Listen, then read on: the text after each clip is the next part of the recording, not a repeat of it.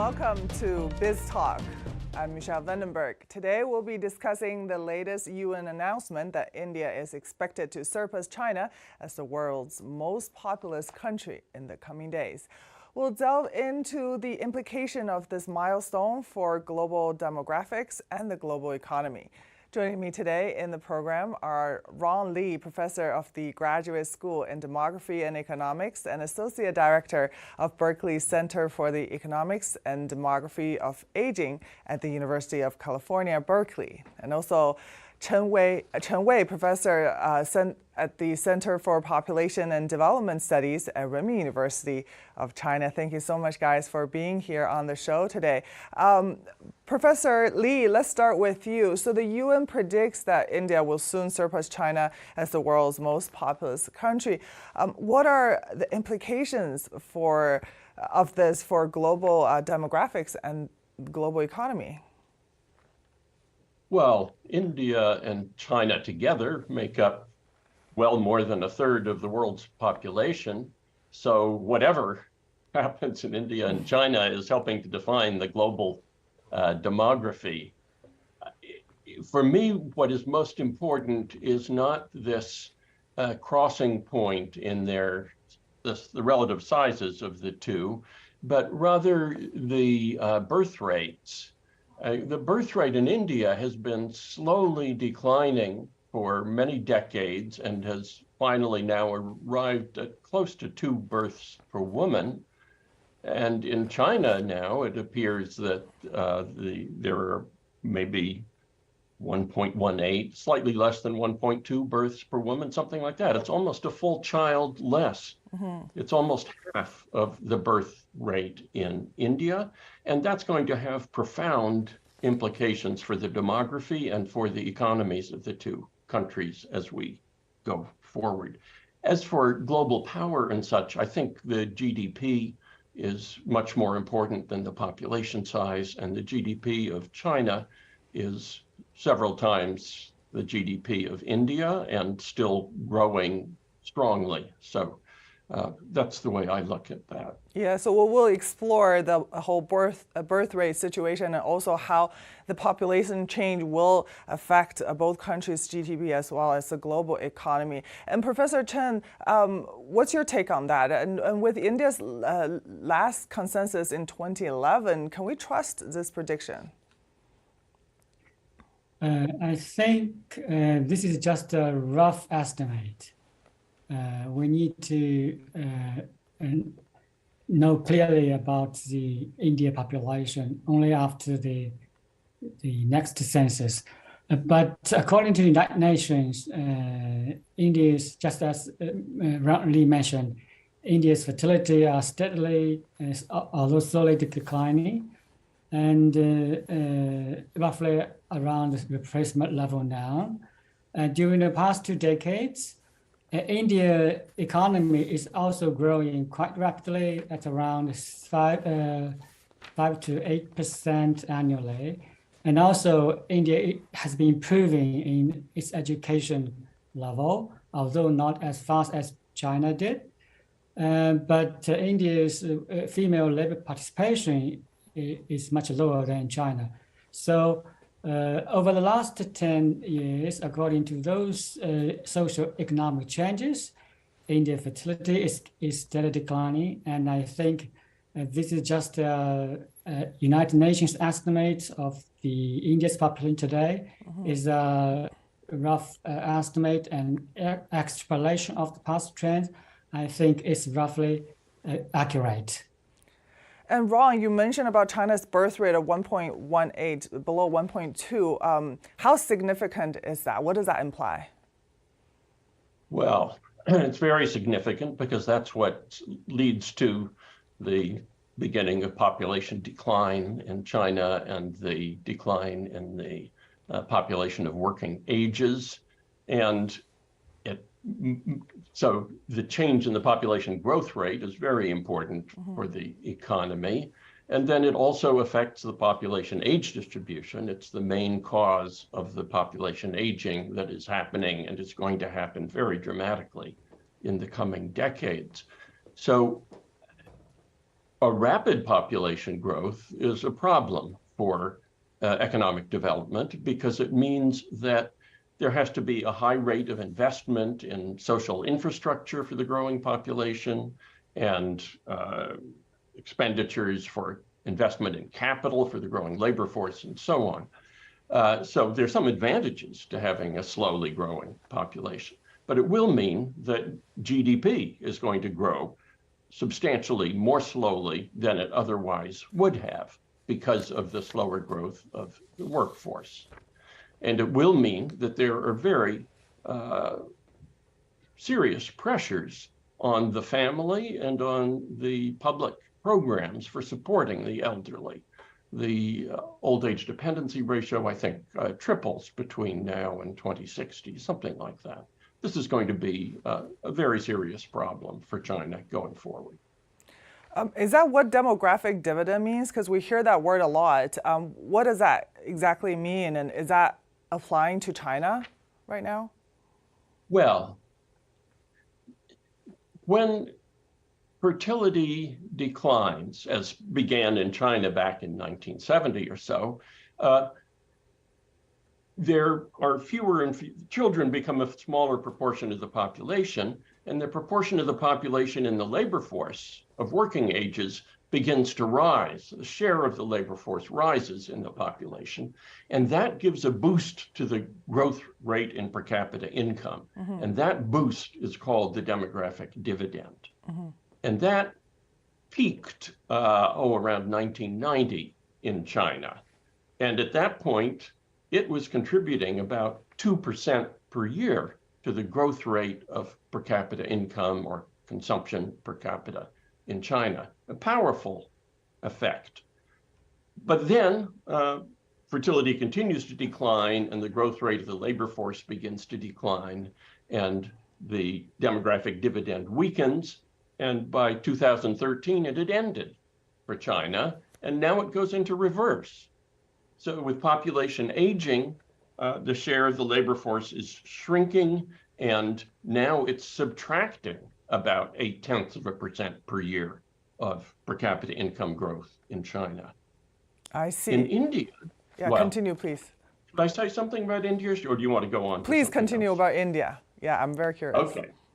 So India is rather different because it's had this very slow decline, and its dividend peaked in 2020, about 25 years after China's, if I remember correctly.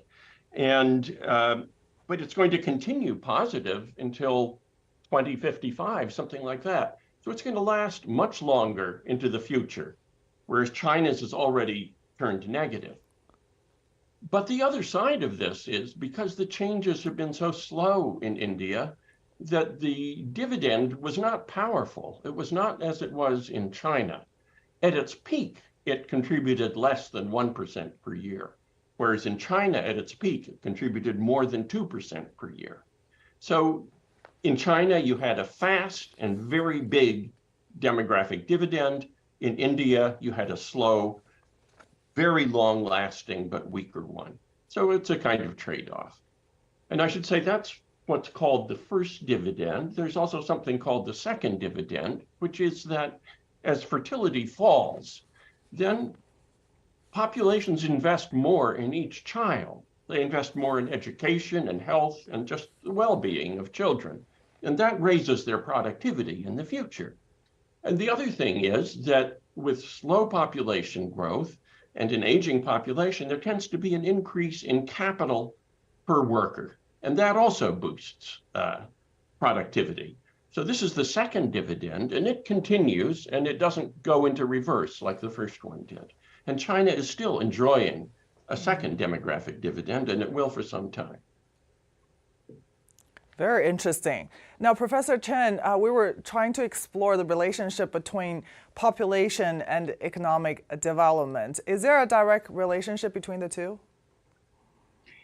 Yeah, it could be observed in certain period or certain area, there is a direct relationship, but in the long term, the relationship is I think, is neutral. But in the post World War II, many of developing countries have very rapid population growth, and that poses challenges to the economic development. And on the other side, in developing countries, the declining birth rate, the declining in population growth, population aging also pose challenges to their future developers. But in the long term, we do not see any direct or positive or negative ratio between population growth and economic development. It depends on the area, the country, the period you look at, depends on the country and the country environment of the population, environment of the social, political changes. So it depends. And Ron, we were talking about India for a bit. Let's continue with India for a bit. So population growth can hinder or encourage economic development, of course. What do you think India can learn from countries that have successfully navigated similar situations in terms of population growth? Well, they need to invest in the smaller number of children that they have, so that their smaller labor force will be productive, smaller than it would otherwise have been. And as Professor Chen said, yes, they're doing that, not as spectacularly as China did, but I think that's important. And they have to then find jobs for graduates with higher education who are joining the labor force, and that's a problem for India now. Mm-hmm. I think it's a little bit of a problem for China as well. And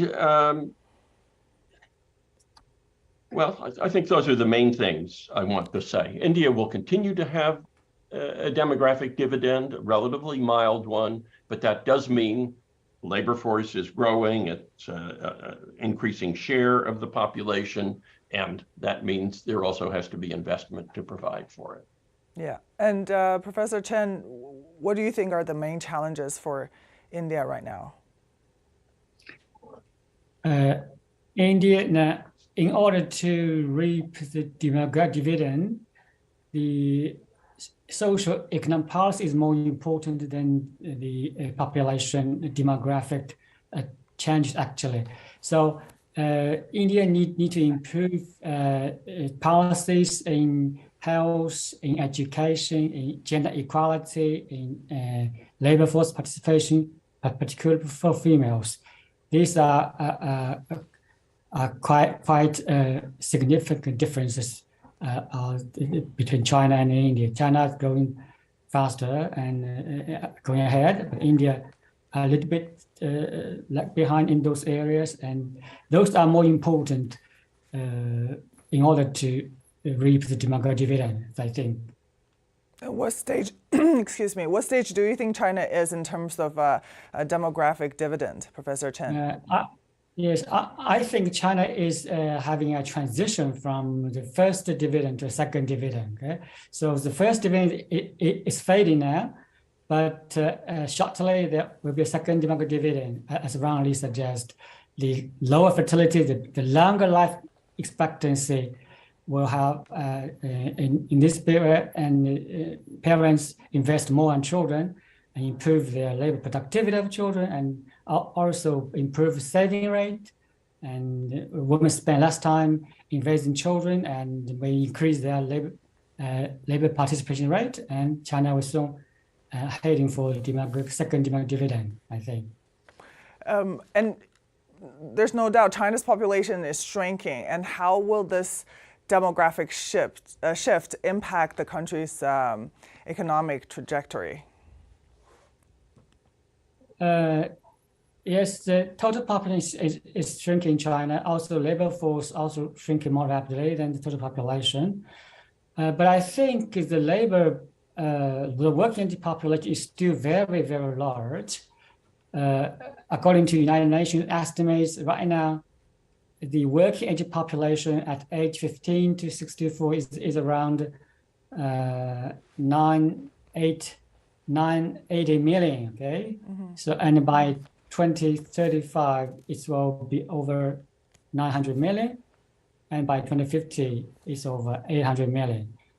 And even the young, very young labor force, for example, age 15 to 39, is also quite large in China. So the scale is still very, very huge in China. And China is considering delaying retirement age. So if it occurred in very soon, then the labor forces will be even larger. And I think more importantly, the educational level of the labor force has increased dramatically over the past 20 years. The human capital improved very much in China. And also, China has a very large migrant population. And migrant improves productivity and promoting urbanization, driving forward the economic development. So I think all these demographic changes are still quite favorable to China's economic development.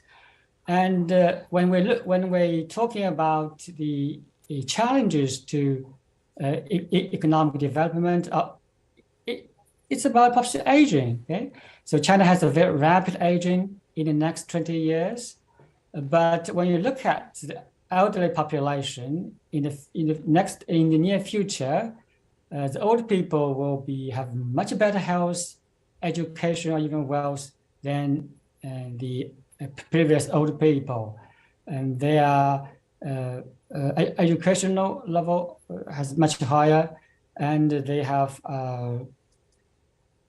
large consumption compared to the previous old people. So I think the dependency ratio, the dependency or the burden for the young laborers are even become less than the previous decade.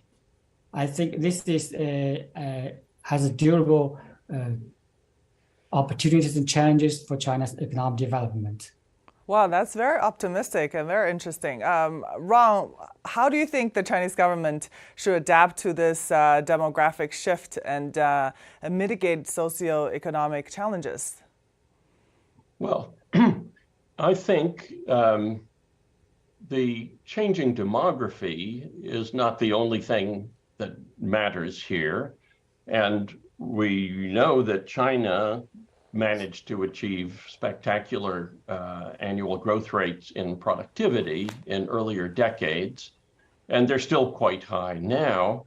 And those things can, they can be more important. I think they are important than the first dividend, than the changing share of the labor force and so on.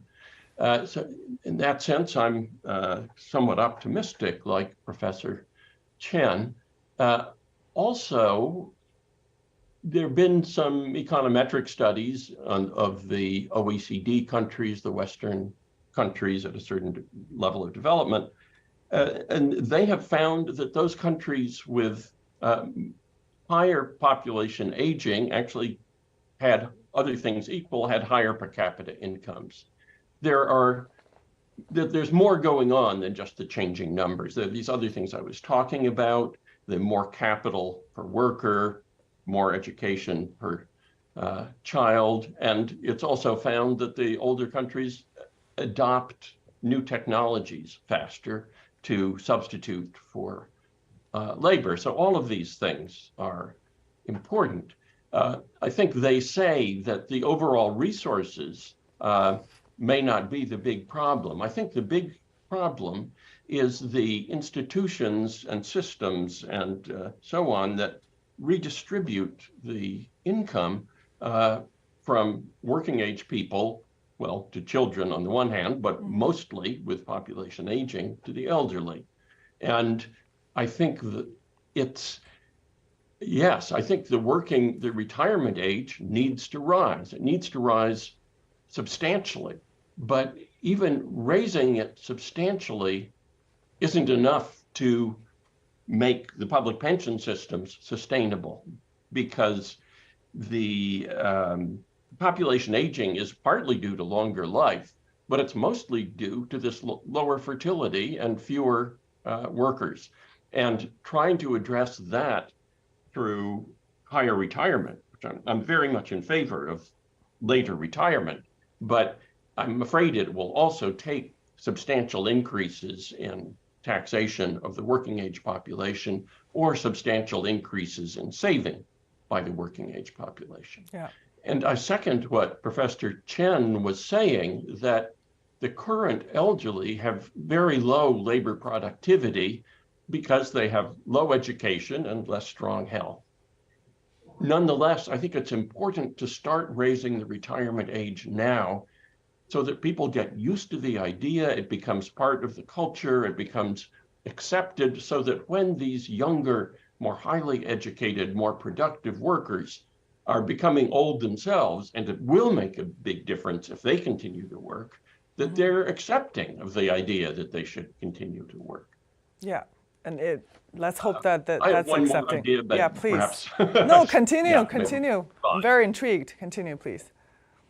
Oh, okay. Well, I'm in favor of automatic stabilization mechanisms in pension systems, so that there are established rules in the pension system that say, okay, if life expectancy goes up by 2 years and the age of retirement goes up by, so many years. Yeah.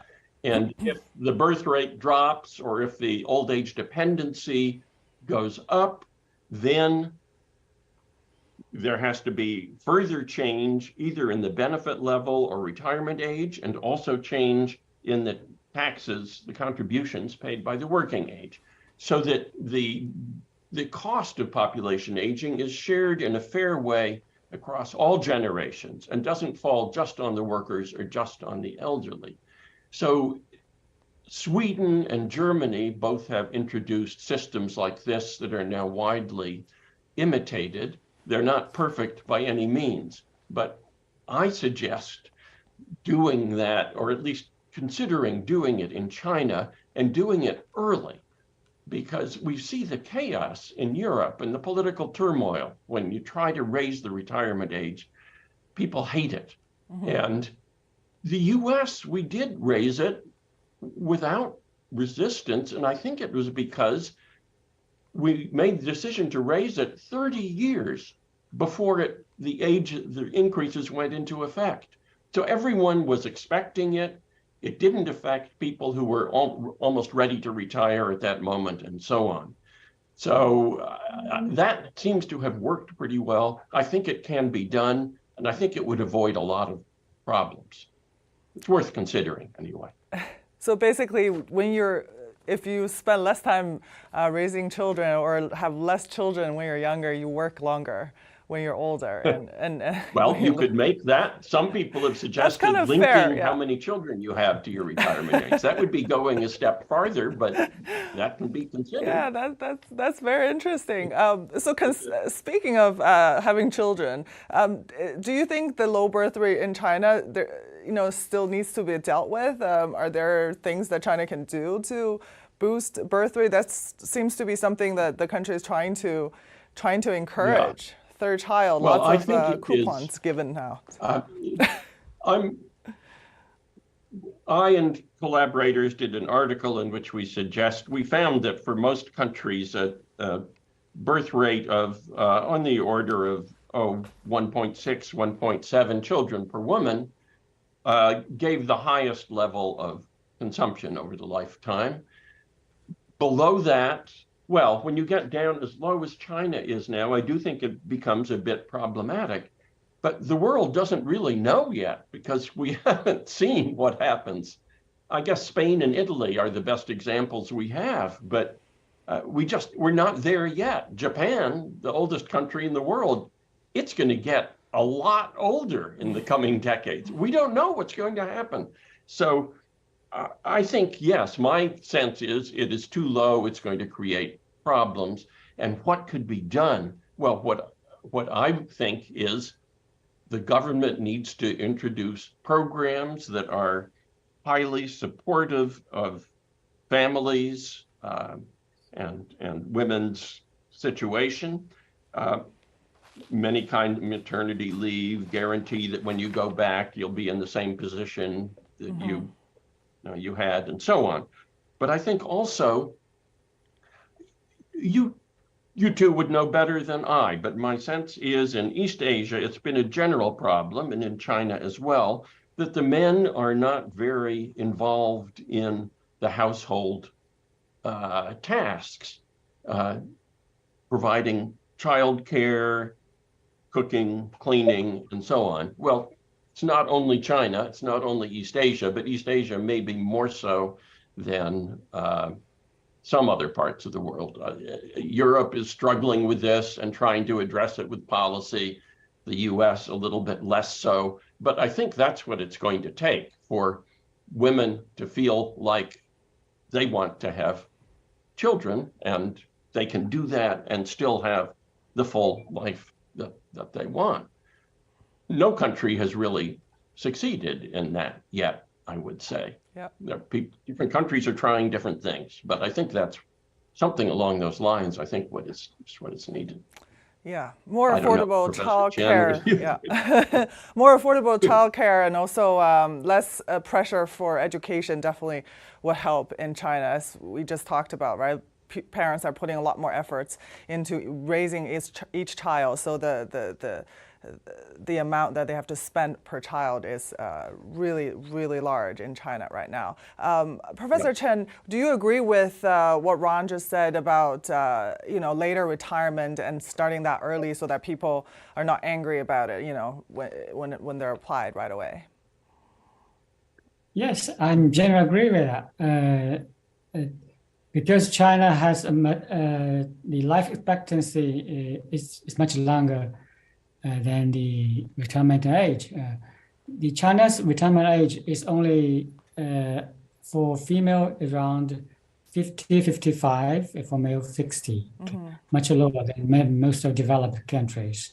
And the health and education level of Chinese people improved a lot.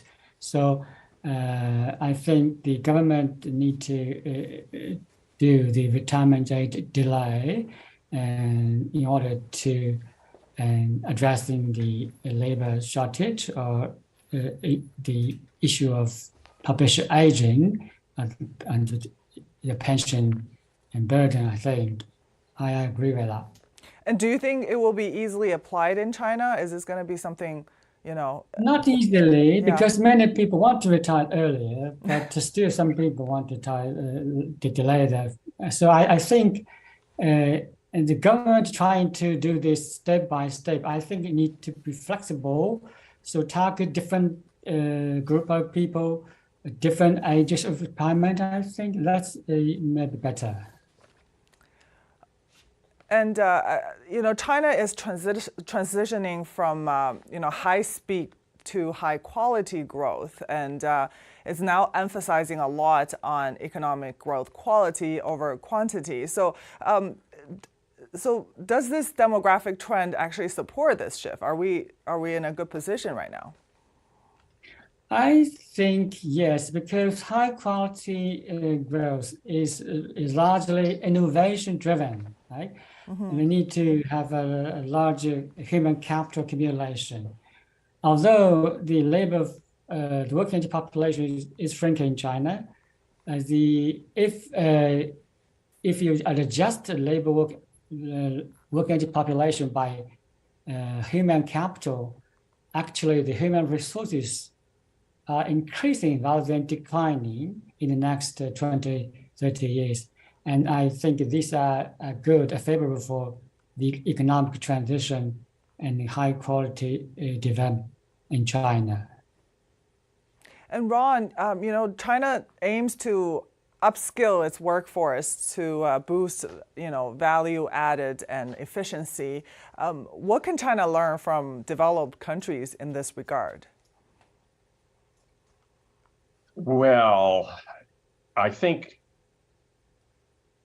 retraining older workers, I think, is very challenging. I don't know any country that's been very successful at it. So I think the biggest thing is what China is already doing, which is investing in the education, health and education of the young. But maybe some retraining of older workers, could be possible in China. I don't want to be totally discouraging about it. And also, I would say, and I think this is what Professor Chen said earlier, that, okay, right now, the older population, in fact, even people from 45 and 50 and so on up, probably have much less education, and the labor income coming from those age groups is very low, consequently. But as the highly educated young urban population that is highly productive, as it's aging and replacing older workers who had little education and so on, that's going to be a strong updraft, a strong upward push on labor productivity over coming decades, maybe for the next 30 decades or something, and then that will kind of wear off when all the labor force is pretty well highly educated. But I think there's a substantial gain still to come from that. Yeah. And Professor Chen, let's also talk a little bit about the low birth rate in China. Do you think that's a big problem for China? And what do you think China can do, to boost or have women have more children, willing to have more children?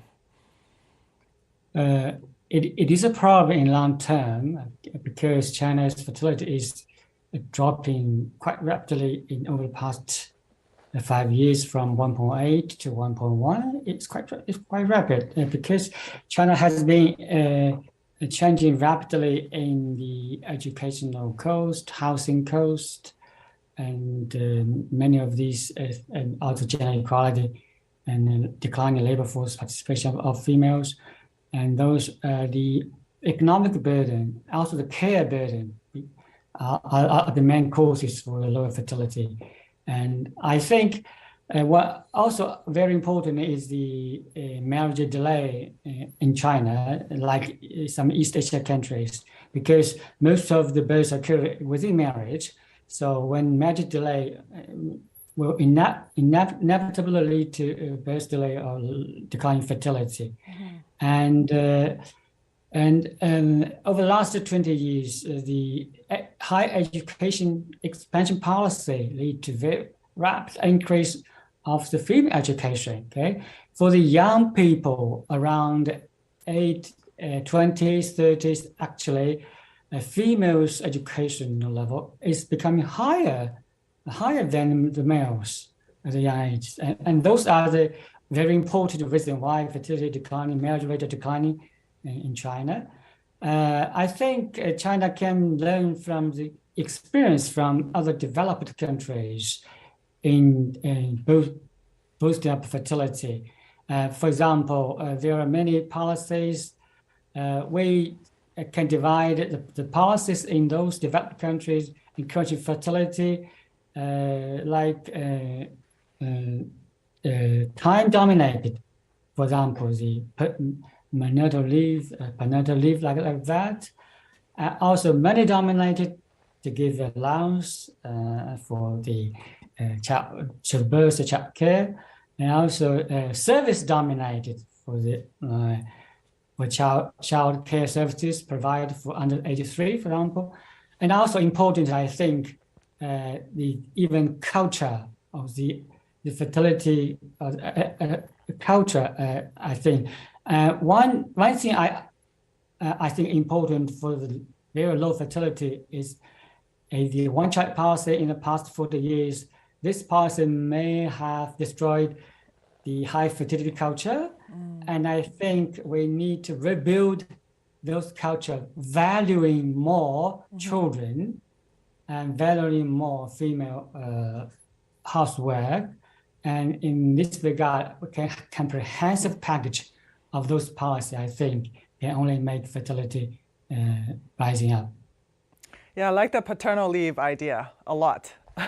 So the UN 2023 population report emphasized a lot on the importance of aging population worldwide, not just in China, not just in India. What challenges and also opportunities does this present, and what policies can address these challenges? Ron, let's start with you. Okay.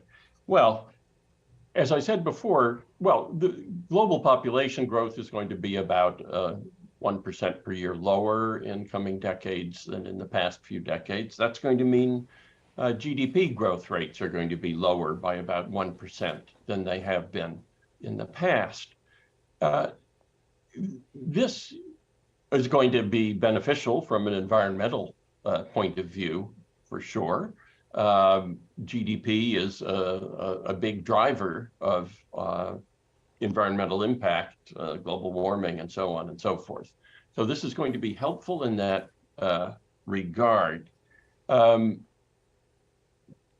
despite the fact that global GDP will be growing more slowly, population will be growing more slowly also. So it's not necessarily the case that per capita income is going to be growing more slowly. And so I see this as quite a positive development myself. Let's see. Yeah. But then there's the problem of population aging, because this is coming about because of declining fertility pretty much everywhere except sub-Saharan Africa, where it's changing slowly. And this is initially, that leads to a nice demographic dividend, but in the longer run, it leads to population aging and the stresses that brings, the rising old age dependency and so on. So that's what I see. Yeah, and Professor Chen, what do you think are some of the challenges and also opportunities, perhaps, from these aging population worldwide? Challenges are particularly for the pension systems, because large elderly population put a heavy burden on the financial and the economic situation in many of the developing countries. But there are also opportunities. We may have someone called gray economy. Okay, so the aging population create large scale of service goods for older people, and also may stimulate technology innovation, and also a second demography suggests the longer life will bring saving, capital deepening, which also can bring up labor productivity. And I think all these are the opportunities. The UN report also highlighted the growth of urban populations. How can governments and cities adapt to these changes? I think urbanization is also a very important driving force for economic development. And this actually is the case in China, because we have a very large, even the largest migrant population. The 2020 census reported 370 million migrant population people. Mm-hmm. And this is a very, the moving from rural to urban areas. And this will have improved the labor productivity and promote the complete advantage of the industrial categories mentioned in the UN. And also I think they will bring a better match of the labor force and the industrial system by migration, and will make the upgrading of this industrial system faster, and also can have a large investment or saving of the migrant in the urban areas. And those are quite significant and major trends in China happening now. Yeah, Ron, what's your take on the growth of urban populations? I think I agree with Professor Chen. Um, One of the driving factors in rising productivity throughout the process of economic development has been the migration from low productivity agricultural rural areas into high productivity urban areas. And China's experience is consistent with that, but so is, well, practically any country's experience consistent with that. It's an important part of the process. It's not a pathology. Yeah. And Professor Chen, last but not least, what are some of the key features of global population trends going forward? Okay, according to United Nations last projections, the world population hit 8 billion last year, but the growth rate have declined below to 1%. It becomes slower, but the declining growth rate has not translated into declining population increment annually, because every year right now, the number of births is around 140 million. It's quite large. But I think it's very important, the trend is the increasing diversity around the globe. In most of the countries right now has very low fertility, in Europe, in Asia, for example. And also some part of Africa has a very high birth rate and growth rate. They are also facing the challenges of a very rapid public growth of the economy.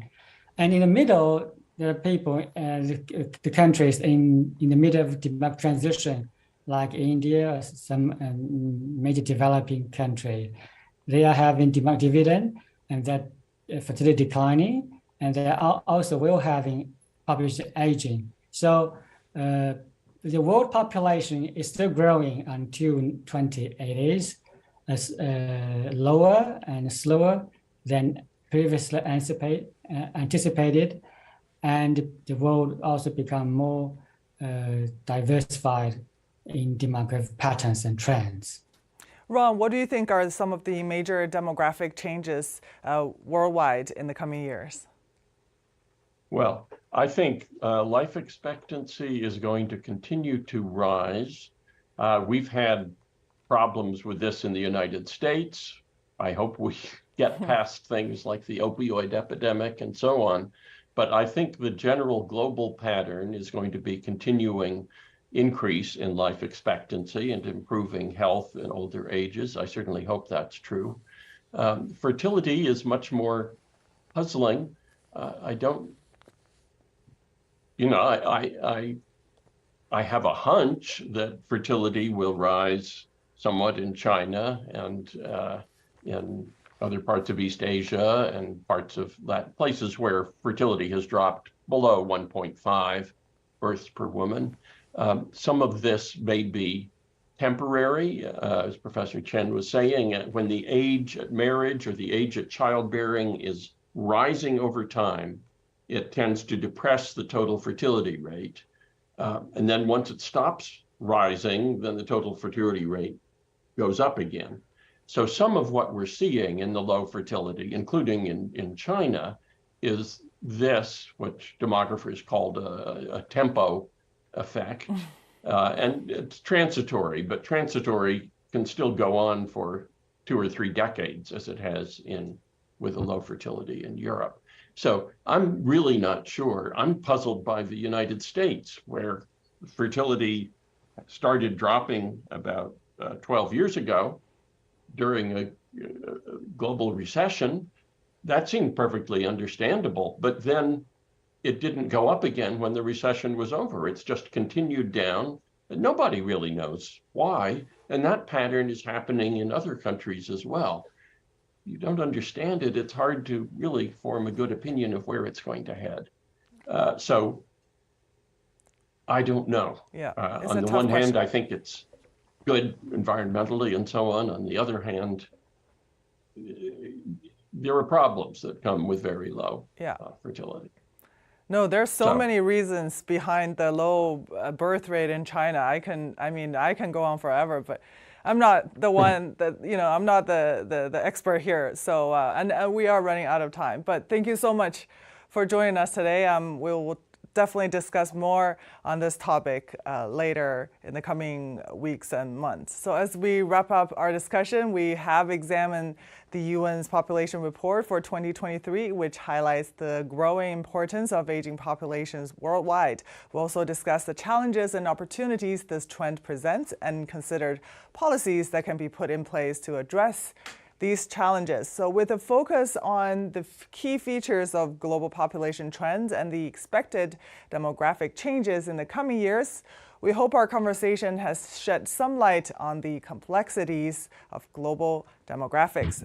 Thank you so much for joining us again, Professor Ronald D from UC Berkeley and Professor Chen Wei from Renmin University in China.